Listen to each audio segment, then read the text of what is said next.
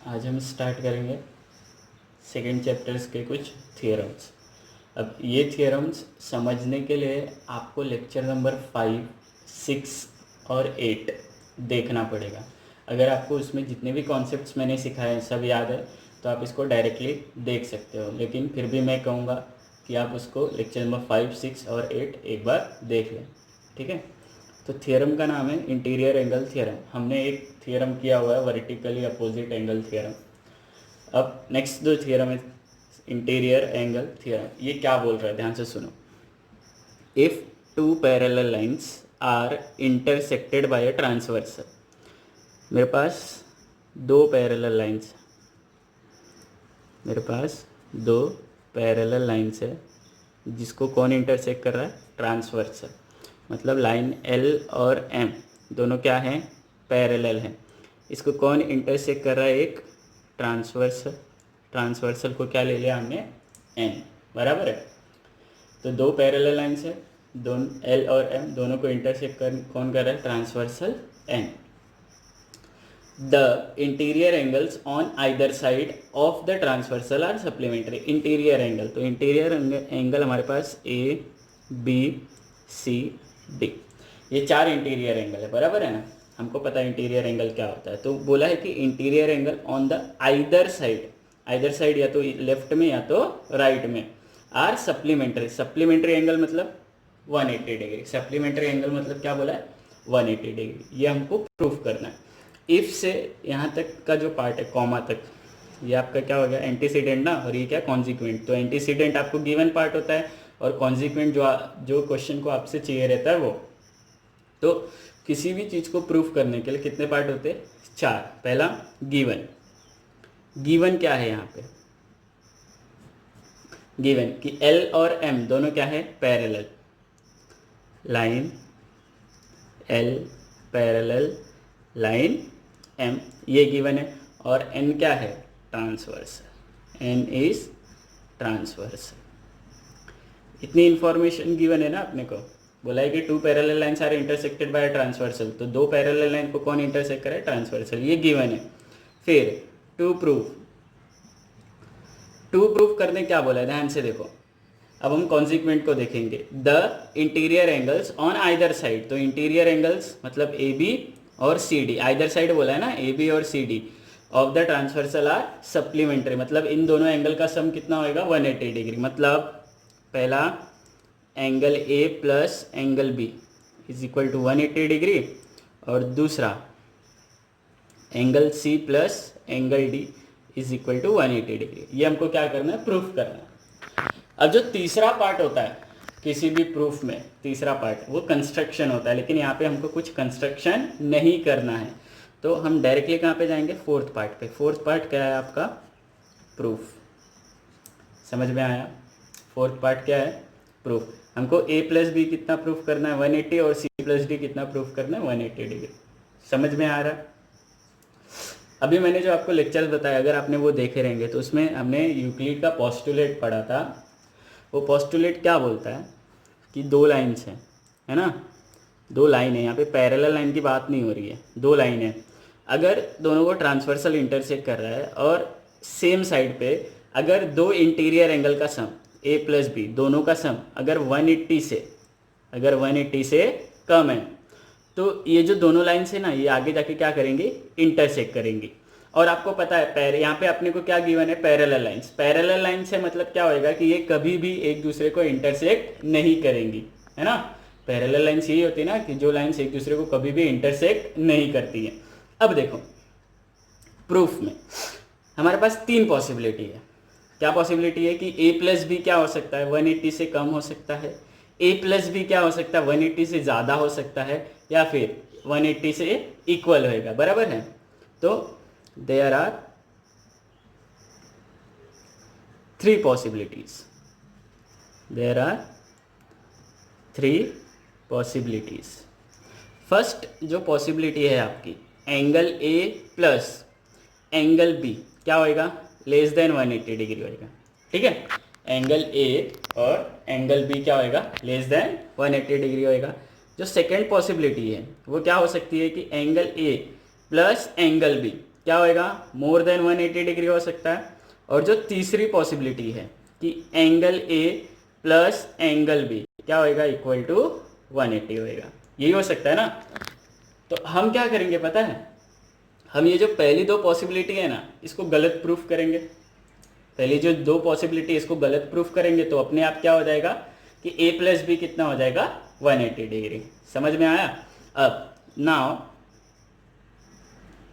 Consider possibility 1, consider possibility 1, क्या, angle A plus angle B is less than 180 degree. अभी मैंने आपको एक पोस्टुलेट बताया है ना, पोस्टुलेट ये क्या बोलता है, ध्यान से सुनो। अकॉर्डिंग टू, क्या नाम था उनका, यूक्लिड ना। According to Euclid's postulate, if sum of interior angle, sum of interior angles on the same side of transversal, sum of interior angles on the same side of transversal is कितना, less than 180 degree, है ना। If sum of interior angles on the same side of transversal is less than 180 degree, then the lines produced on that direction will intersect, है ना, will intersect। अभी क्या बोला, Euclid का fifth postulate क्या बोलता है कि अगर हमने लाइन ड्रॉ की है, दो लाइन ड्रॉ की है और उनमें क्या ड्रॉ किया है, ट्रांसवर्सल। अब ट्रांसवर्सल ड्रॉ करेंगे तो angle A plus angle B अगर क्या हो गया, लेस देन 180 डिग्री हो गया, तो ये जो लाइन है इनको हम सेम साइड पे अगर हम प्रोड्यूस करेंगे, प्रोड्यूस करना मतलब एक्सटेंड करना होता है, अगर हम उनको प्रोड्यूस करेंगे तो क्या होएगा, वो आगे जाके इंटरसेक्ट करेंगे, बराबर है। लेकिन हमको गिवन क्या है, but line L parallel, line L parallel to line M, ये इंफॉर्मेशन गिवन है ना, ये इंफॉर्मेशन गिवन है ना। अपने को क्वेश्चन में गिवन क्या है कि एल और एम पैरेलल है, लेकिन अब यहाँ पे हमने पॉसिबिलिटी 1 जब कंसीडर की, ये दोनों एंगल का सम कितना है, 180 से कम है, 180 से कम है, तो ये according to Euclid's fifth postulate ये क्या होएगा, आगे जाके एक दूसरे को इंटरसेक्ट करे। लेकिन हमको क्वेश्चन में गिवन है कि ये पैरेलल है, तो पॉसिबिलिटी 1 इज नॉट पॉसिबल, है ना। पॉसिबिलिटी 1 इज इम्पॉसिबल, बराबर है, इम्पॉसिबल। ये हो गया आपका इक्वेशन 1, ये हो गया आपका इक्वेशन 1, बराबर है। अब consider second possibility, consider second possibility.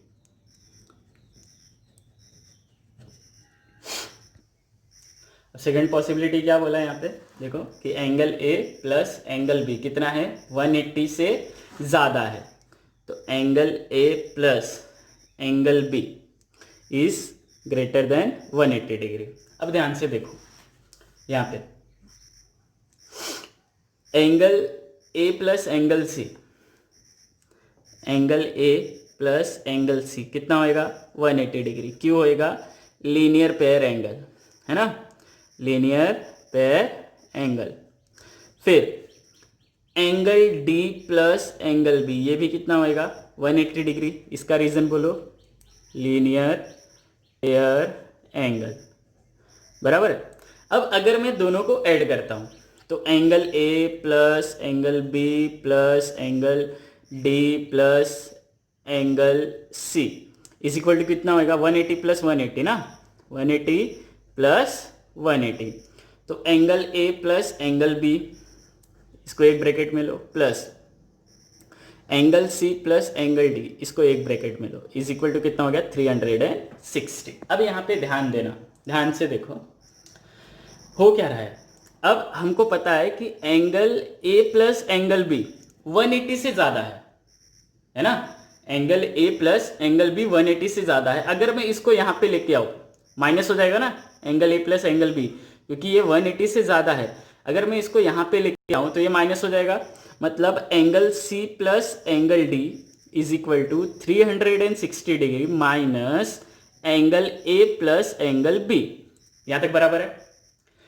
अब a प्लस बी कितना है, 180 से ज्यादा है।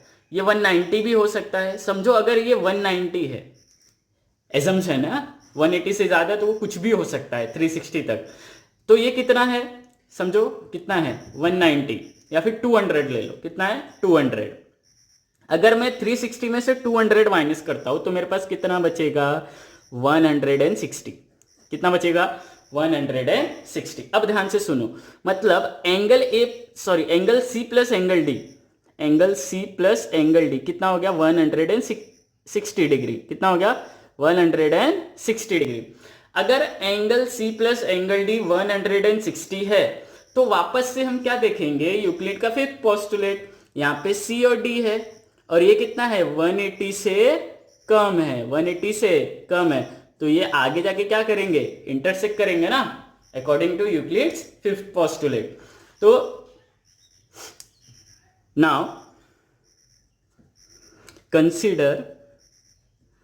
consider Euclid's postulate. Angle C plus angle D क्या होएगा, will be less than 180 degree. क्या होएगा, लेस देन 180 डिग्री। ये कहाँ से आया, ये ऊपर हमने कैलकुलेट किया है, बराबर है। तो angle C plus angle D कितना होएगा, लेस देन 180 डिग्री होएगा। अब ये कैसे होएगा ये आपको पता है। तो now consider Euclid's fifth postulate. तो ये जो पोस्टुलेट हमने यहाँ पे लिखा है यही हमको वापस से लिखना है। Consider Euclid's postulate, if sum of interior angles on the same side of transversal is क्या बोला है, less than 180 degree, then the lines produced on that direction will intersect, है ना। क्या करेंगे, ये इंटरसेक्ट। लेकिन हमको गिवन क्या है, गिवन ये है कि लाइन L और M पैरेलल है, but line L parallel line M, ये गिवन है इंफॉर्मेशन। तो देयरफॉर क्या हो जाएगा, बोलो, पॉसिबिलिटी टू इज इम्पॉसिबल। ये हो गया आपका इक्वेशन 2। तो देयरफॉर फ्रॉम इक्वेशन 1 एंड 2 क्या, angle A plus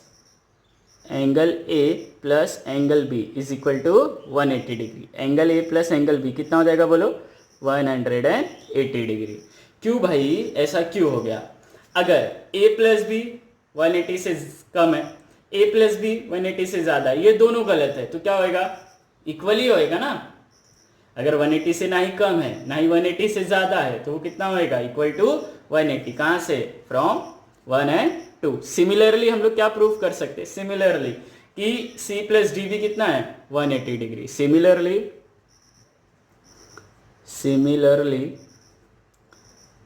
we can prove angle C plus angle D is equal to 180 degree, hence proved। समझ में आया। हमको क्या बताना है कि 180 से कम है तो क्या होएगा, आगे जाके इंटरसेक्ट करेगा। क्यों, क्योंकि यूक्लिड का पोस्टुलेट है। अगर 180 से ज़्यादा है तो दूसरे साइड जो लाइन है, वो दूसरे साइड हमारा जो ट्रांसवर्सल का दूसरा साइड है, वो साइड पे जो लाइन है आगे जाके क्या करेगी, इंटरसेक्ट करेगी। अगर ये दोनों पॉसिबिलिटी पॉसिबल नहीं है तो क्या है, पॉसिबिलिटी 3 पॉसिबल है ना। समझ में आया?